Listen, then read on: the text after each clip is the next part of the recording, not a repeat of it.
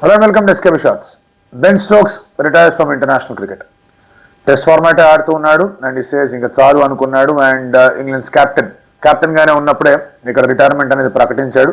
He has been a phenomenal player for England and అలాగే world టోర్నమెంట్స్లో and అలాగే test మ్యాచ్లో ఎస్పెషలీ తను ఇచ్చిన డెడికేషన్ ఏదైతే ఉందో England test cricket hats off చెప్పుకోవాల్సిందే. One day was on top, the other day న్యూస్లో డిఫరెంట్ సిచ్యువేషన్స్లో కూడా కనిపిస్తూ వచ్చాడు అండ్ లైఫ్లో ఫుల్ అప్ అండ్ డౌన్ అనేది వచ్చింది తన కెరియర్లో కూడా అండ్ అలాగే తన లైఫ్లో కూడా. బట్ ఆ రిజాల్వ్ అనేది కనిపించింది and a very good all rounder of the game. So తన గురించి మాట్లాడుకునే ప్రయత్నం చేద్దాం. Let's get started. Ben Stokes అనగానే కొన్ని ఇన్నింగ్స్ అందరికీ గుర్తుంటాయి, రైట్? హెడింగ్లీ, తర్వాత వరల్డ్ కప్ ఫైనల్, ఇలాంటివన్నీ గుర్తుంటాయి. ఫాస్టెస్ట్ 250 ఇట్లాంటివి కొన్ని గుర్తుంటాయి. కొంతమందికి కార్లోస్ బ్రాత్వైట్ ఏదైతే చేశాడో అది గుర్తుంటుంది.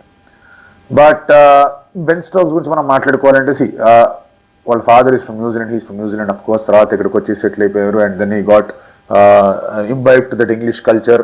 ఇంగ్లీష్ మ్యాన్ లాగే ప్రవర్తించాడు. His father had a problem, one day he lost his father ఇబ్బందుల వల్ల. తర్వాత అక్కడికి వెళ్ళాడు, మళ్ళీ next day again he came back, ఇమ్మీడియట్గా వచ్చాడు టు జాయిన్ ది టీమ్. ఇవన్నీ కనిపిస్తూ వచ్చాయి. When he join the England team పెద్ద బ్రాష్ క్యాండిడేట్ లాగా కనిపించాడు. ఫుల్ గొడవకు వస్తా ఏమరా నువ్వు అది అట్లాంటి స్టైల్లో కనిపిస్తూ వచ్చాడు. ఆ తర్వాత మెల్లమెల్లగా అగ్రెషన్ని ఛానల్ చేసుకునే ప్రయత్నం చేశాడు and he played some great knocks. Overall statistics మనం మాట్లాడుకుంటే కనుక బెన్ స్టోక్స్వి మీకు 7,000 రన్స్ దాకా ఉండి 250 దాకా వికెట్స్ ఉన్న ప్లేయర్లు ఎవరున్నారు ఆ లిస్ట్లో అంటే ఇద్దరే ఉన్నారు. One is the great Jacques Kallis, ఆ తర్వాత ఇక్కడ బెన్ స్టోక్స్. సో ఆ బెన్ స్టోక్స్ అచీవ్మెంట్ అనేది just in terms of statistics మనకు క్లియర్గా అర్థమైపోతుంది. But what made Ben special ఏంటి అంటే కనుక తన commitment towards English cricket. 2 world కప్లు గెలిచాడు. సరే, ఒక వరల్డ్ కప్లో మీరు అనొచ్చు అదేదో రూల్ వల్ల గెలిచారని, but still that innings was in important innings. అతను కనుక అక్కడ నుంచోకుండా ఉండుంటే ఇంగ్లాండ్ గెలిచేవాళ్ళు కాదుగా. సో ఆ వరల్డ్ కప్ నాక్ అంతా, ఆ వరల్డ్ కప్ ఫైనల్ అంతా కూడా he has been the man of the final వాళ్ళకి. అలాగే మళ్ళీ T20 వరల్డ్ కప్స్లో కూడా he has been the man for them. అక్కడ కూడా చాలా బాగా ఆడాడు. సో ఈ 2 వరల్డ్ కప్స్లో he has done really well. And ఒక ఆర్క్ చూడండి, 2016లో ఎప్పుడైతే కార్లోస్ బ్రాత్వైట్ అతను 4 6లు కొట్టాడు, ఇమ్మీడియట్లీ 2019లో he won one day world cup for England. ఆ తర్వాత he won the T20 world cup for England, right? ఆ 6 yearsలో he has given them 2 world cups. ఆ తర్వాత ఇంగ్లాండ్ మళ్ళీ వరల్డ్ కప్లు గెలిచింది లేదు, పెద్ద టోర్నమెంట్ సరిగ్గా ఆడింది లేదు. And then against New Zealand he took over the captaincy, right? అప్పుడు ఆ బ్యాస్ బాల్ అని చెప్పేసి మొదలెట్టారు. బ్రెండన్ మెక్కలమ్ అండ్ అలాగే Ben Stokes started something called బ్యాస్ ball, బాగా ఆడడం మొదలుపెట్టారు. ఇంకొక ఫినామినల్ స్టాటిస్టిక్స్ చెప్తా. బెన్ స్టోక్స్ కెప్టెన్గా ఉన్నప్పుడు ఓన్లీ 4% ఆఫ్ ద మ్యాచెస్ ఈ captain ended in a draw. మిగతా అన్నీ కూడా రిజల్ట్స్ వచ్చాయి. వాళ్ళు గెలిచారని చెప్పట్లేదు, రిజల్ట్స్ వచ్చాయి. So he wanted to go for the results. ఇప్పుడు ఎడ్జ్బాస్టన్ మ్యాచ్ ఉంది, మన శుభ్మన్ గిల్ అక్కడ 260 and 160 కొట్టిన మ్యాచ్ ఏదైతే ఉందో, అక్కడ కూడా లాస్ట్ వాళ్ళు జాగ్రత్తగా ఆడేసుకుంటే డ్రా అయ్యాయి. But he wanted results, he went for it, he lost. దానికి డౌన్ సైడ్ ఉంది, ఖచ్చితమైన డౌన్ సైడ్ ఉంది బ్యాస్ బాల్కి, డౌటే లేదు. But in England Bazball worked. ఎందుకు వర్క్ అయిందో కూడా చెప్తా. Previously when Joe Root was the captain, ఇన్ని రిజల్ట్స్ అనేవి ఇంగ్లాండ్ టెస్ట్ క్రికెట్లో రాలా. They were losing test matches in England also. But ఇక్కడ బెన్ స్టోక్స్ వచ్చేవారంటే మనం ఎట్లా ఓడిపోతున్నాం, will try and go for the win. Ben and అలాగే బ్యాస్, అండ్ అందులో Ben has been the chief architect. So అంత బాగా ఆడాడు కాబట్టి రిజల్ట్స్ అనేవి వచ్చాయి. So which is again very good for test match cricket. ఎందుకంటే జనాలు వచ్చేది రిజల్ట్స్ కోసం. ఈ మధ్య ఇంక్రీజింగ్లీ ఆ డ్రా మీద ఉన్న మక్కువ తగ్గిపోతుంది. డ్రా మీద ఉండే ఇంపార్టెన్స్ అర్థం కావట్లేదు జనరేషన్స్కి. So they want results and ఆ రిజల్ట్స్ కోసం ఆడారు. మోర్ ఆఫ్ దెన్ నాట్ సిరీస్లో వాళ్ళు కైవసం చేసుకుంటూ వచ్చారు, ఓడిపోలే. Very rarely they have been losing series. సరే, మంచి న్యూజిలాండ్తో వాళ్ళకి ఇబ్బంది అయింది, ఆ తర్వాత ఇండియాతో వచ్చినప్పుడు వాళ్ళకి ఇబ్బంది అయింది, గెలవలేకపోయారు సిరీస్. అలాంటివన్నీ కనిపిస్తూ వచ్చాయి. రెండోది his contribution with the ball. Last 3-4 yearsలో మీరు అబ్జర్వ్ చేసుకుంటే, right from the day he's taken the captaincy, ముందు కూడా not just from the captaincy, ముందు కూడా క్యాప్టెన్సీ వచ్చిన తర్వాత అదనంగా ఆ బాధ్యత నా మీదే పడుతోందని చెప్పేసి ఆల్ ఇంపార్టెంట్ బ్రేక్ త్రూస్ అన్ని కూడా బెన్ స్టోక్స్ దగ్గర నుంచి వచ్చాయి. Ben Stokes the batter might have just taken a hit కెప్టెన్గా ఉన్నప్పుడు, but Ben Stokes the bowler మాత్రం వేరే లెవెల్లో పర్ఫామ్ చేశాడు. అండ్ ఆ బౌలింగ్ పర్ఫార్మెన్సెస్ వల్లే ఆ రిజల్ట్ వైపు ఇంగ్లాండ్ వెళ్ళడమో టెస్ట్ మ్యాచ్ వెళ్ళడమో కూడా జరిగింది. క్లియర్ ఉదాహరణ మనం ఇండియా వర్సెస్ ఇంగ్లాండ్ టెస్ట్ సిరీసే తీసుకుందాం. మనం అండర్సన్ తెండూల్కర్ ట్రోఫీ తీసుకుంటే ఎప్పుడెప్పుడు ఇంగ్లాండ్కి వికెట్ కావాలి అప్పుడప్పుడు బెన్ స్టోక్స్ వచ్చే వికెట్లు తీశాడు. అండ్ కొంచెం ఎక్స్ట్రా ఎఫర్ట్ కూడా పెట్టి బౌలింగ్ చేశాడు, because of which last test match తన ఆడలా and England lost the test match. సరే, అతను ఆడుంటే గెలిచేవాళ్ళు, that's different story. He was not there, was not a part of that squad.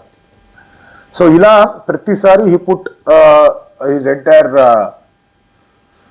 Body కానివ్వండి, లేదంటే కనుక కమిట్మెంట్ కానివ్వండి బిహైండ్ ద లైన్. అండ్ చాలా అప్స్ అండ్ డౌన్స్ తన లైఫ్లో కూడా వచ్చాయి. ఇందాకే మాట్లాడుకున్నాం, ఈ లాస్ట్ హిస్ ఫాదర్ ఒకసారి, ఆ తర్వాత మళ్ళీ యూనో ఇమిగ్రేషన్ చేయడం కానీ, తర్వాత ముందు ఒక గొడవ పడడం కానీ, ఆ తర్వాత ఇంకో గొడవ పడడం కానీ, అండ్ ఈ కార్లోస్ బ్రైత్వేట్ ఇష్యూ కానీ. Unfortunately will be remembered for all the brawls that he has had. ఎందుకంటే మొన్న జరిగింది was not the first time, ముందు కూడా జరిగింది. అంతకుముందు కూడా బాగా ఇబ్బందికరమైన సిచ్యువేషన్స్లో బెన్ స్టోక్స్ని టార్గెట్ చేశారు. So it was not that easy. So అయినా కూడా you kept contributing for the team. తర్వాత రిటైర్మెంట్ ప్రకటించాడు. రిటైర్మెంట్ ప్రకటించిన తర్వాత మళ్ళీ వన్డే టీంకి కావాలేమో బెన్ స్టోక్స్ అని చెప్పి ఈ కేమ్ బ్యాక్. అక్కడ సరిగా వర్కౌట్ కాలేదు. దాని ఇస్తే నేను ఏ ఫ్రాంచైజీ క్రికెట్ వాడను, ఈ కూడా got good amount of money ఫ్రాంచైజీల దగ్గర నుంచి, అండ్ వచ్చింది కూడా. When was representing Chennai Super Kings they went for higher amount. ఐపీఎల్లో ఆ రైజింగ్ పూణే సూపర్ జాయింట్స్కి తప్ప మిగతా ఆడిన దాంట్లో పెద్దగా సిగ్నిఫికెంట్ ఇంపాక్ట్ ఏం చూపించాల. And he was completely losing it. అందుకే అది ఒక ఫ్రాంచైజ్ క్రికెట్ కూడా మానేసాడు. ఇంటర్నేషనల్ క్రికెట్కి కమిట్ అయ్యాడు, పూర్తి స్థాయి టెస్ట్ మ్యాచెస్కి కమిట్ అయ్యాడు.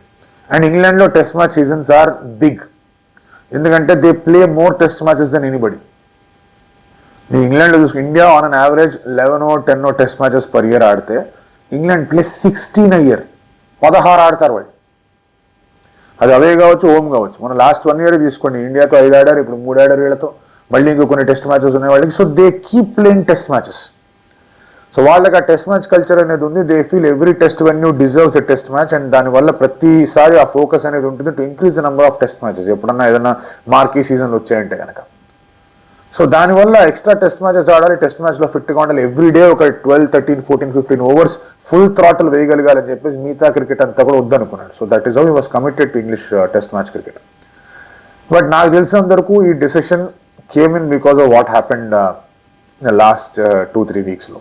He was put away from selection 2వ టెస్ట్ మ్యాచ్లో. 3వ టెస్ట్ మ్యాచ్లో he came back as captain and was seeing English test cricket అనేది ఎటు వెళ్తుంది ఏంటి అని చెప్పేసి. Over rate points are docked off continuously. అక్కడ వాళ్ళు ఎక్కడికి వెళ్ళినా కూడా ఓవర్ రేట్ పాయింట్స్ అనేది తీసేస్తూ ఉన్నారు. They are not anyway qualifying for the WTC ఇటువంటి పాయింట్స్తో. సో ఇలాంటి సిచ్యువేషన్స్ కూడా వచ్చాయి. English cricket board was also very angry at him. And దానివల్ల ఇంకా బెన్ స్టోక్స్ ఫెల్ట్ లేదు, ఇంకా రిజల్ట్స్ ఎట్లాగో రావట్లేదు, అండ్ అలాగే సిచ్యువేషన్ కూడా అంత కంఫర్టబుల్గా లేదు. ఇక్కడ కూడా నేను ఫుల్ ఎఫర్ట్ ఇవ్వాలంటే కష్టంగా ఉంటుంది.